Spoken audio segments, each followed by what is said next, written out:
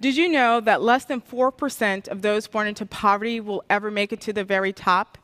And only about 1 in 4 will ever reach the middle class. This life now. So, Nicole, for women who have been forced to sort of stay at home and quit their jobs, take care of their children during this pandemic, whose careers have essentially stalled, how do they begin at this point to re-enter the workforce, do you think? So for many women, the road ahead is going to be really hard and difficult. Because it was literal, like, who do you think you are to say you were born bright? And I was like, you know, give me a break, you know, or whatever. Cause I'm your sister, and always for you, and I don't know what I'd ever do without you from the beginning. Hey, Mace. Wait. Do I need to make up? What do I need to do? Look at my shirt. What does it say? Imagine a whole ass system telling you no, but you're still killing it. Heard you. Got the HU cup. Feel me? Got the Gears part. It's a cup. It's a cup. Okay, ready? Hey everyone, welcome back to our channel. Today I have two special guests with me. I have my mentor, Dr. C. Nicole Mason, and I have my sister, Mary Welcome. And we're going to talk to you about mentorship generally, the importance of it, how our relationship was formed, and all that good stuff. They saw you before in the video when we went to hot yoga and stuff, and they were all like, ah. So this is the second appearance. You're a little bit more famous now, though. You want to introduce yourself, or should I get straight into like how we met and stuff? No, you can get straight into how we met. So I'll get straight into how we met. Basically, I actually met, should I call you Mason? Is that okay? I don't know if it's like I should be formal or what. No, you call me Mason. That's what you call her. That's what you call her. Well, I call her C. Dot. Yeah. That's true. You can call me. Oh, you C-Dot. call me C. Dot? Yes. Yeah. Or Mace. Or Mace. Yeah. All right. So I basically met Mace through Mary. She was a women's studies professor at Spelman. I was visiting. Why you gonna that part? I was visiting. It was very transformative, but I want to be very clear. I was passing. I love Spelman. Anyway, she went to Howard though, so you know, obviously she's the ops, but it's okay because obviously we formed a great relationship. My relationship with you kind of beyond just what I thought about mentorship before that, it really showed me like you can really form friendships and important bonds, things that are like lasting beyond school and leaning on someone for more than just like schoolwork and stuff. So you were also in my class. Maybe you took my class. Yeah. After I took it because I knew you. Yeah. Oh, okay. Yeah. Professor. Okay, yeah, I was wrong, but that's okay. Oh wow. I was actually a great professor, and I was in Atlanta. I had family in Atlanta, but like I was just there on break, and Mary invited me over for Thanksgiving. And I was like, why not? And then I went, and it was kind of like that was the beginning of a start of like a new family. Yeah, I think so. And I remember that Mary said that this lady is a lot, Sam. I remember that. No, she told you that this lady. I probably said that. Yeah, like this lady's a lot, but she's chill. I remember you had said this to Uber too. I was like, oh, okay. That was like the last time she sent you an Uber. No, because I was like, first person is real nice. No, I was just like, these students, they live far. I'm not. Let me just tell you, I'm not doing. What is that? Like everywhere is far. Like, you know, but it was just like, oh, they're here, they're students. You know, I want them to come.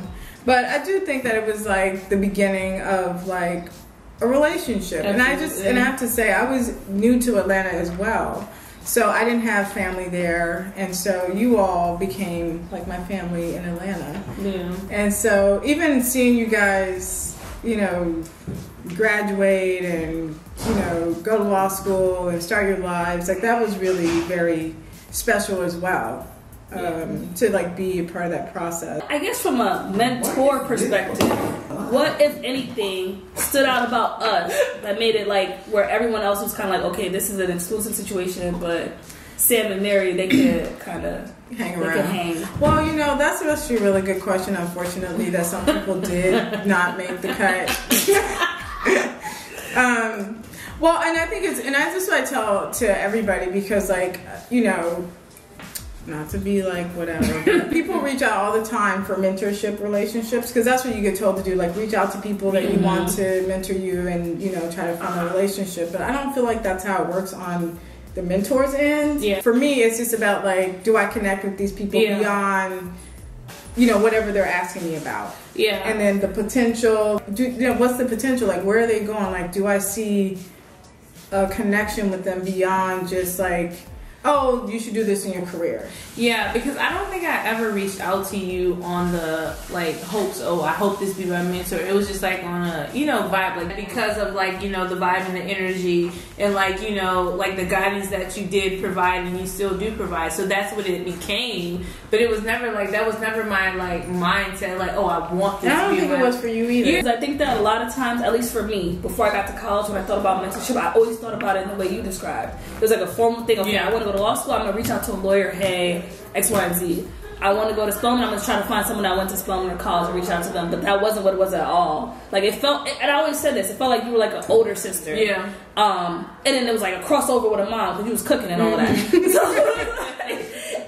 And then I felt like with Charlie and Parker, I had like little siblings and all of that. Yeah. And then eventually, as I like navigated through law school and work, and I started asking you, okay, like I've never worked before. Is this okay? I think I'm getting like this much work. Like who should I talk to? Like can you do a recommendation for this, and that? And it kind of just organically became. That's what I'm saying. All of that came along, but it was never like our, like, you know, our goal for this to happen. It just came along, you know? In my opinion, those kind of relationships don't last. Right. It's just transactional. Yeah. I just want to talk to you because you're a lawyer or because you do this thing. It's when you create these bigger bonds that's bigger than what do you want to do with your life or what do you want to do next or become a lawyer or something like that. It's all of those things together. You were definitely one of the most successful professional-wise black women I've ever met too. Yeah, I would agree. So like there were always qualities that I found in other black women, but it was like as far as like people just don't get it sometimes. Like people are very hardworking, but if you've never stepped foot into a professional setting, you just don't get certain things. So it's kind of like, who can I ask? And I feel like you're one of the first people that I actually could ask a question about these things too. So like that was very helpful. Yeah.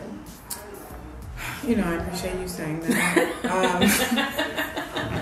When I think about my own career, my own trajectory, like definitely there were people along the way who helped me. I can see in them something, like whether it's like something I want to be, something I can aspire to, and they were warm and welcoming. What do you need from me? How can I help? Like that, you know, like that all around relationship is really important.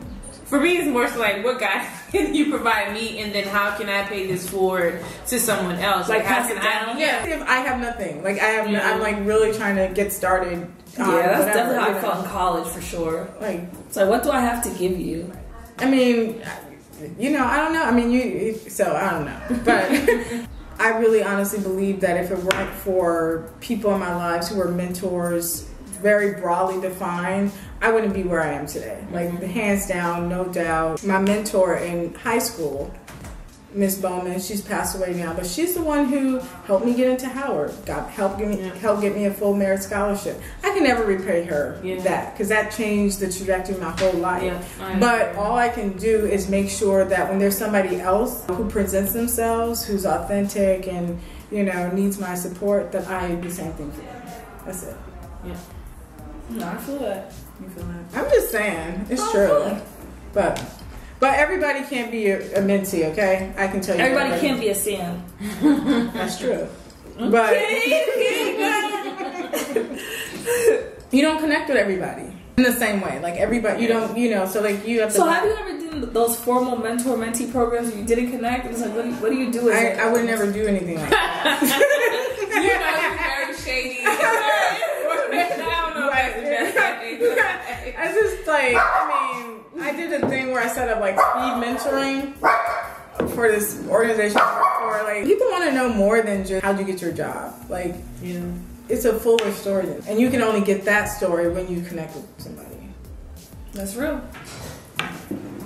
Sam, you think you're so YouTube? how do you, based on your experiences, or what advice would you give to like the subscribers on finding these mentors? Like, what kind of spaces should they be in? How can they be forming these organic relationships, stuff like that, based on what has worked for you, literally?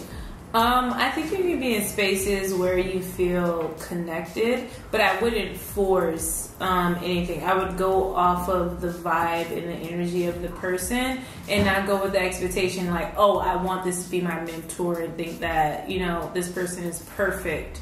And I was like, no, you're just accepting, you know, of the vibe and energy, and knowing what you want to get out of, you know, the relationship. Because having a mentor, for me, it's more than professionally, in a sense. Like, I want more than that when it comes to mentorship.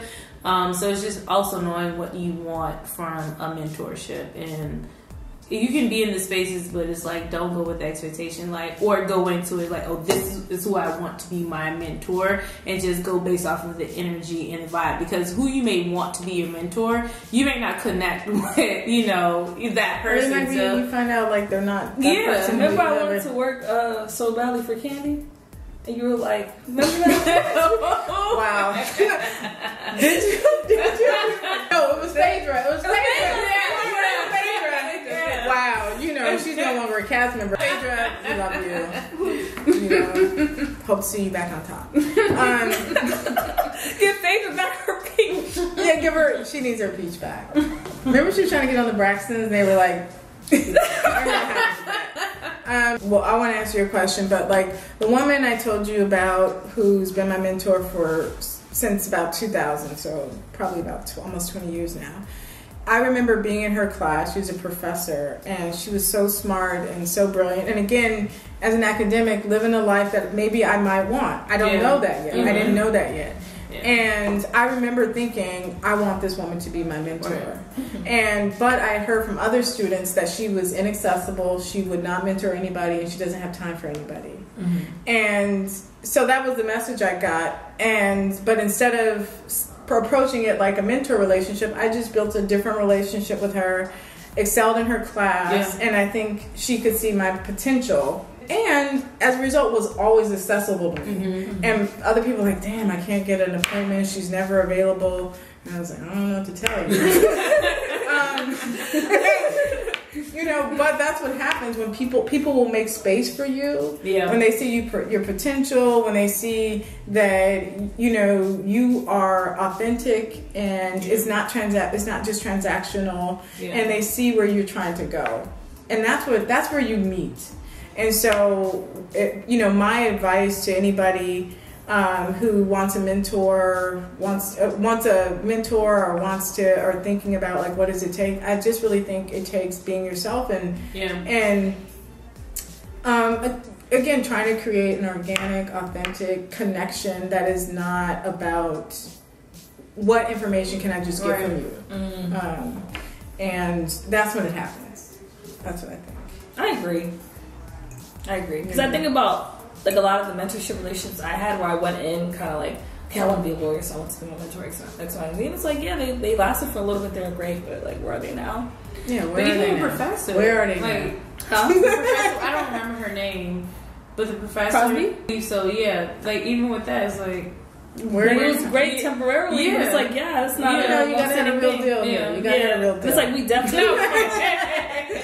Yeah, it's like even if those sounds weird, like I would definitely consider you like a friend in addition to everything else. Yeah, like you show up to my house, or like you get married, or when you get married, you know, hopefully I'll be, you know, I don't know. I mean, that was hopefully you was begging before. Yeah, so I was like, hopefully I can officiate. You know, I get my license and I get my little certificate by email. Do a little online class. So I can officiate and be like, Sam, you take, you know. That's what I want to do. Even that though, like, you too, man. I've come to you like several times. Relationship advice, like, absolutely. This. Tripping, and it's like, I was just talking to you a couple of days ago. I love that, you know. But I have to say, I'm very clear about this. Like after a while, and I think it's true, if you've been in connection with anybody for a very long time, that you become like family. So I think about like you and Sam, Kendall, like my daughters. You know, so I'm going to give you advice like I would give Charlie. Yeah, you know, like when you're buying a house and you're about to buy it in that Next to the Popeyes. The funeral home. I was like, no ma'am. That's not the original house that Angel and I was going to purchase. We had Mason go and look at it because we were in New York. They had already put a contract on it, by the way. We already put a contract. They were so sure we were they're buying going it. to pay our earnest money, all of that. And Mason went to look at it, and she was like, "This ain't it. Right. I said, no ma'am. This ain't it." And like we listened to everything she had to say, and we pulled out. So Yeah. like that, even that's hopeful. So It's saving a lot of Now money. is perfect. Okay. People will make space and time for you. Like take time Yeah. out to go. I'm gonna look at the houses. Send me the houses. I want to know what's going on because it's important to me to see that you are successful. Yeah. You know, and you know. So the second house again, they were about to buy some trash. You know, and I was just like, no, ma'am. you thought that one was alright. I thought it was all right. But it's not where they are now, It was right? a glorified apartment, okay? It was a glorified apartment with $1,000 co-op fee, okay? And then we went to a neighborhood, and Sam driving over there, she's like, I don't even know why we're going to go look at this house. That's what you said. I did. She said, I don't even know why we're going over here. I walked in and I said, this is the house. This is the house because it's an investment. You're gonna make money over time. It's in a great neighborhood. Yeah. This is the house. But I could see it again. They were being hard-headed, you know. And I said, you know what? I'm gonna say well, you guys will be okay with every choice you make. But if it were me, I would choose this house. Yeah. They were still trying to get that condo. And then, but again, my role was just to sort of help guide the process and be in the conversation, but ultimately say, this is your decision to make. Yeah. Ultimately. I'm just glad they made the right one and also listened to me. So, All right. Well, as always, if you guys like this video, make sure you like, comment, subscribe, and share, and watch out for more videos. And I'll drop Mary and Mason's Instagrams in the description. gonna be my professional. So don't slide in your DM. Yeah, no, it won't be. You just gave it to